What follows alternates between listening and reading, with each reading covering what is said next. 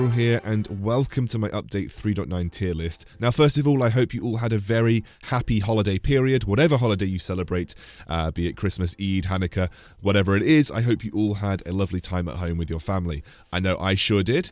Now, I have been looking at games from across North America and Europe, as well as looking at the stats and playing some games on the European server to understand the meta for Update 3.9.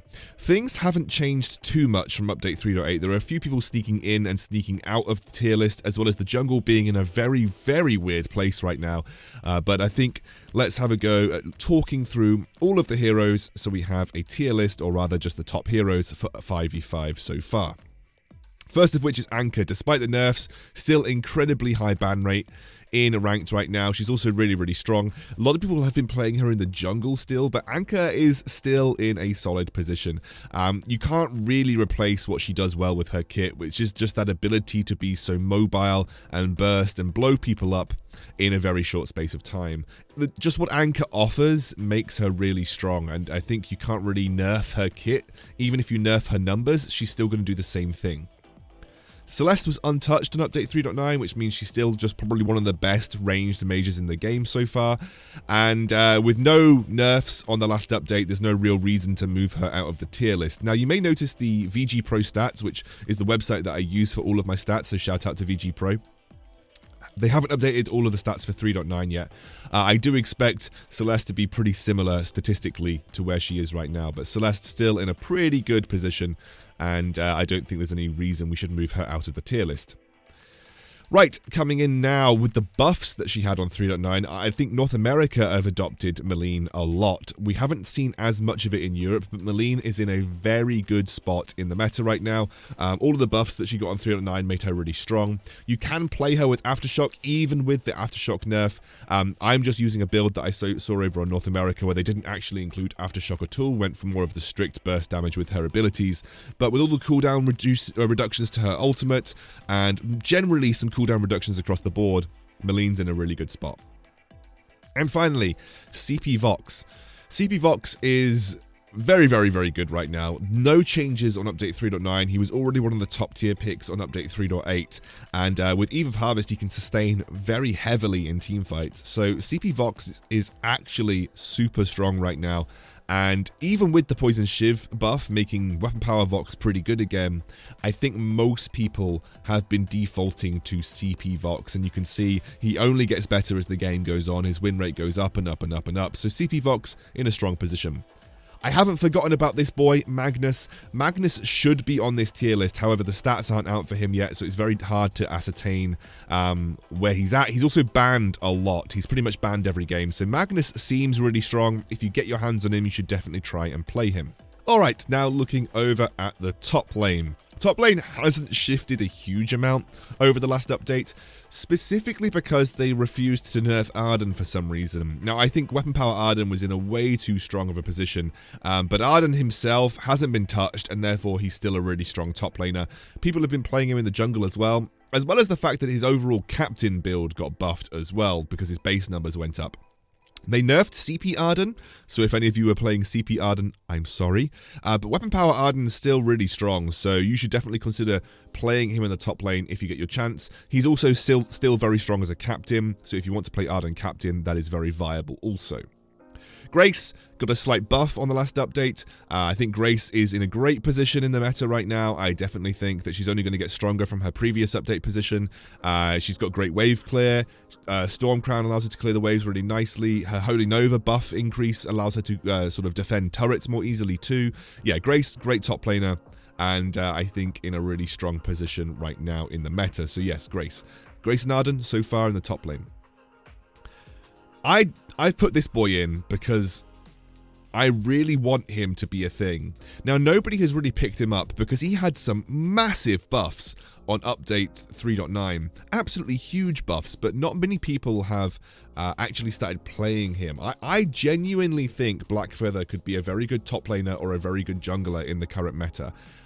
So I think if you get the opportunity, just give Blackfeather a go. With Poison Shiv or with Serpent's Mask, he's very, very good.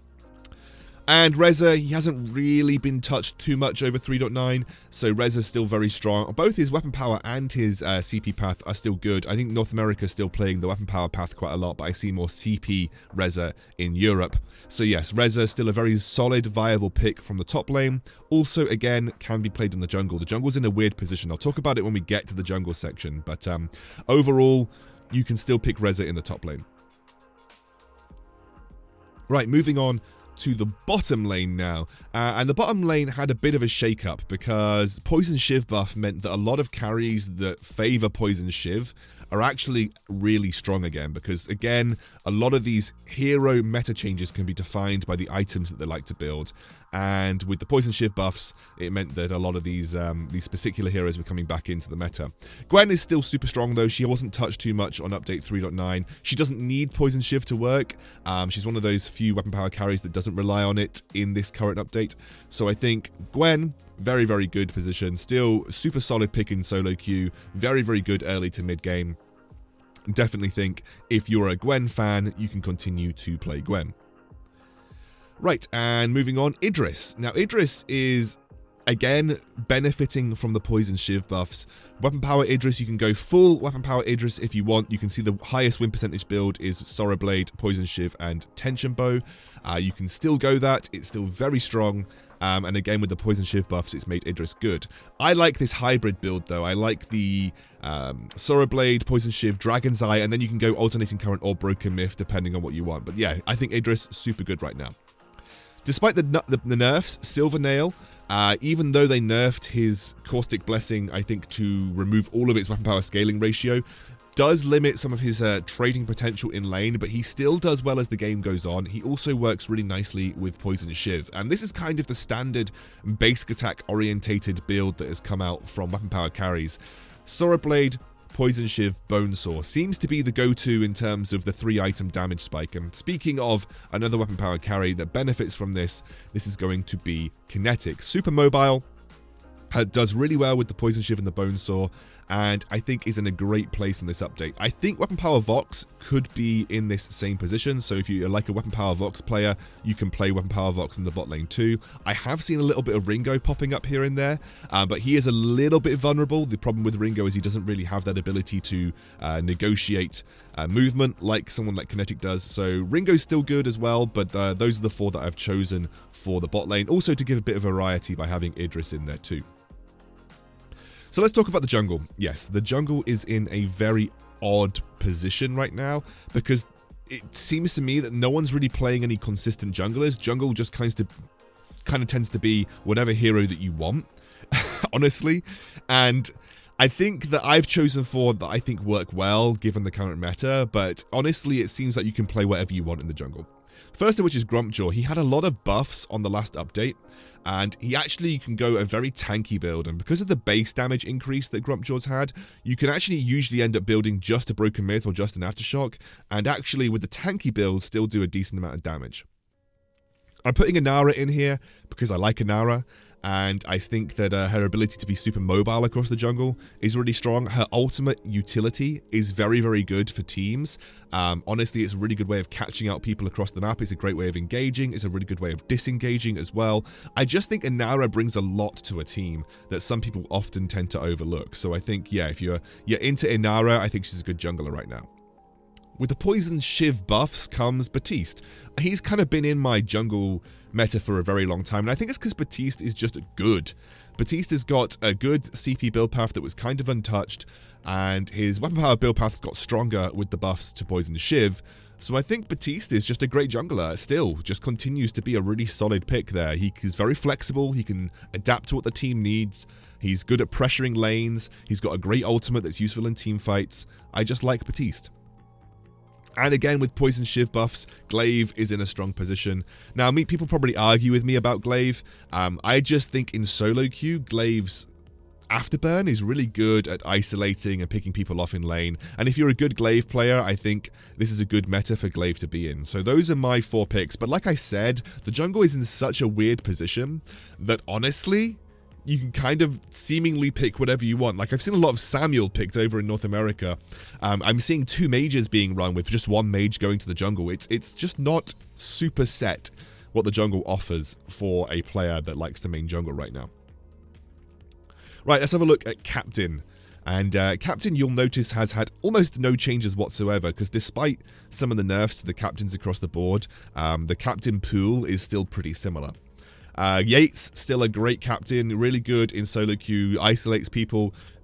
A single pick can win you a game, cross-map ultimate. Just again, a kit that does a lot. In fact, I think a kit that does too much personally, but regardless, he's a really, really strong captain. And probably will stay that way for quite a considerable period of time. Lorelei is pretty much 100% banned for some reason right now, especially in European solo queue. Lorelei, just a great captain. Her ultimate, very good at protecting. She's still got great zone control. And even despite the changes to her stun, she's still really, really strong at what she did well in the last update, which is just that zonal control and protection of an individual carry. So despite the nerfs that Lorelei got, she's still a really, really strong captain that a lot of people are continuing to respect, as is this one hooky boy. Churnwalker, actually, I think got a disgusting buff on the last update. And actually with the addition of his CP ratios, like I said, you could even build like a Frostburn on him and be a super annoying Churnwalker. So yeah, I think Churnwalker, probably one of the strongest captains on this update right now. Despite the nerfs, continues to be one of the most obnoxious captains to deal with. And I really don't think the nerfs were that bad to Finn, to be honest. They kind of tickled him a little bit, but not enough to knock him off being a super strong captain. You pretty much see him in almost every game right now. And just even, he might get banned, but honestly, Finn is kind of there in almost every game that you see in ranked. And I think Finn continues to be one of the strongest captains. And Flicker also got a nerf. Again, though, I still think Flicker, good jungler, good captain. You'll notice that really nothing has changed in the captain pool since 3.8. Not enough to make some of the other captains come back into the meta. Those captains that were strong in 3.8 continue to be strong in 3.9. So not many changes for you if you were a captain main on 3.8, because you'll notice that pretty much everything is the same. Right, guys. Again, hope you had a happy holiday period. I will see you soon. I'll be doing a 3v3, that's what I meant to say. I'll be doing a 3v3 update list at some point, maybe towards the ends of this week. And then I'll also do a little bit of Vainglory content before the next update too. Kind of hard balancing 3 games as it is, but it is what it is. I'll see you soon.